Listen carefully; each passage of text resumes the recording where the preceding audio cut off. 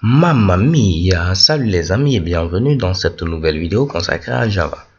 Alors dans cette vidéo, comme je vous l'ai dit, on va utiliser la récursivité pour avoir un code qui est beaucoup plus clair. Donc je vais enlever tout le corps de notre fameuse méthode. Si vous vous rappelez, lorsqu'on voulait avoir le factoriel de 5, j'ai dit que c'était égal ici à 5 fois 4 fois 3 fois 2 et fois 1. Si je veux avoir le factoriel de 4, qu'est-ce que j'aurai? J'aurai ici quoi? 4 fois 3 fois 2 fois 1.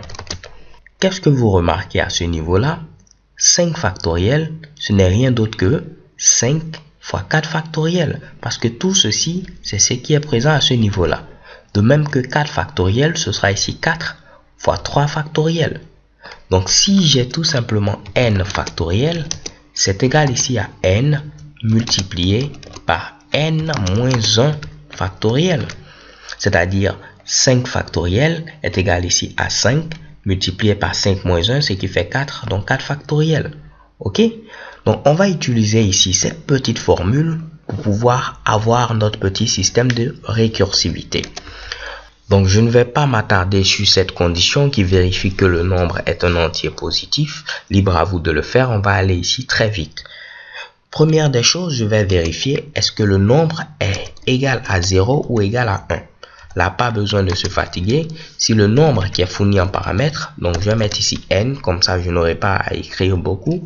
Si n est égal à 0 ou n est égal ici à 1, là, il ne faudrait même pas se fatiguer. Il faudra retourner ici 1.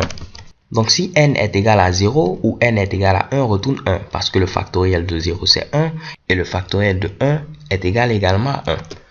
Si par contre le nombre n'est ni égal à 0 ni égal à 1, qu'est-ce que tu vas faire? Tu vas retourner le nombre qu'il sera multiplié ici par le factoriel du nombre moins 1. Donc la même formule qu'on avait tout à l'heure, c'est celle-là que j'ai écrite à ce niveau-là.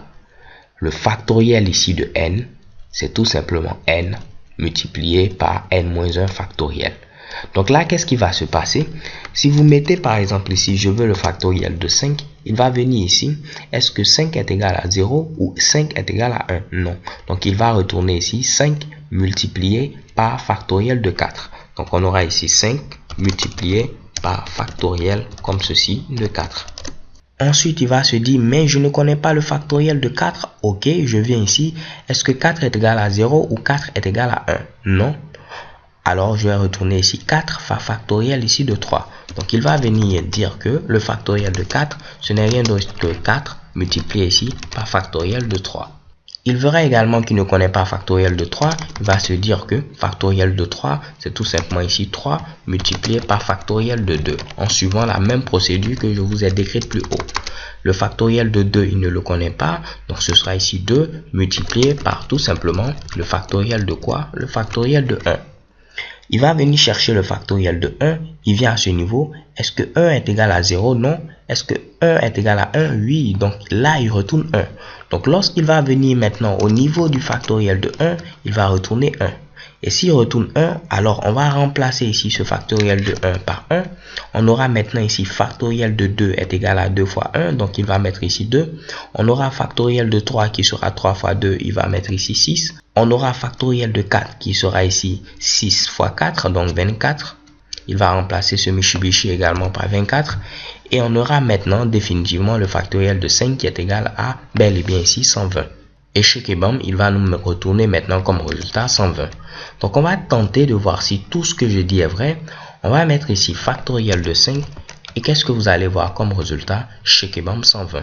Je cherche également le factoriel de 0. Je lance l'exécution. J'ai 1. Je cherche le factoriel de 4. J'aurai bel et bien 24. Ok? Alors les gars, ça c'est la récursivité. Une méthode peut s'appeler elle-même. Pas de souci à ce niveau-là. Donc, n'hésitez surtout pas à utiliser cette petite astuce au niveau de vos différents programmes. Cela va vous permettre de pouvoir écrire moins de code. So, thank you guys for watching. Don't forget to subscribe and have a nice day. Peace.